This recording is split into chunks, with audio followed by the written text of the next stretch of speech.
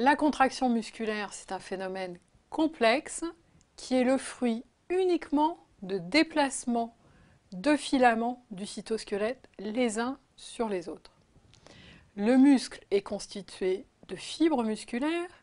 Les fibres musculaires elles-mêmes sont constituées de myofibrilles, assemblées les unes avec les autres dans des cellules musculaires.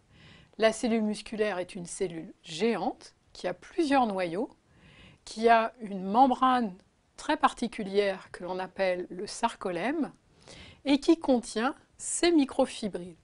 Chaque microfibrille est formée d'une chaîne, d'une petite unité contractile que l'on appelle le sarcomère. Le sarcomère est formé au centre d'une zone fixe et des deux côtés d'une zone mobile. De part et d'autre de cette zone mobile et allant vers le centre, il y a des filaments d'actine, dont une extrémité est reliée à la périphérie et l'autre extrémité vers le centre est libre. Sur la zone fixe du milieu, il y a des filaments de protéines associés aux filaments d'actine, que l'on appelle des myosines, qui eux sont fixes au milieu et ont leur extrémité vers la périphérie libre. Quand il y a un mouvement de calcium à l'intérieur de la cellule, les têtes des myofibrilles viennent se fixer sur les filaments d'actine et vont les rapprocher vers le centre. Il y a donc une contraction du sarcomère. Chaque sarcomère l'un à côté de l'autre se contracte et on a un raccourcissement global de la fibre musculaire responsable de la contraction musculaire.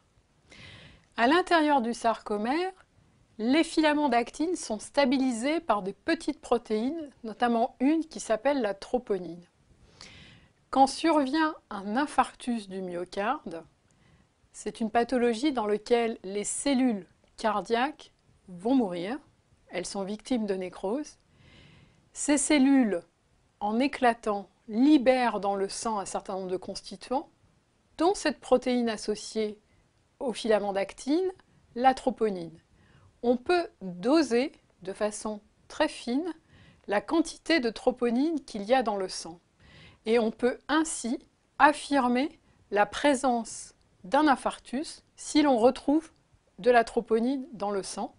Et en plus, la quantité de troponine dans le sang est globalement corrélée à la gravité de l'infarctus. On utilise donc le dosage de la troponine dans le sang comme un marqueur à la fois diagnostique et pronostic de l'infarctus du myocarde. Il y a des relations étroites entre les myofibrilles constituées des sarcomères et la membrane de la cellule musculaire appelée sarcolème. En particulier, on trouve des filaments intermédiaires entre les myofibrilles et la membrane. À la membrane, il y a des complexes moléculaires de protéines transmembranaires ou extramembranaires reliés à des filaments d'actine situés en dessous de la membrane de la cellule. Parmi ces protéines, il y en a une qui s'appelle la dystrophine, qui fait le lien entre des filaments d'actine sous la membrane de la cellule musculaire et les complexes protéiques transmembranaires, eux-mêmes en relation avec les protéines extérieures à la cellule musculaire.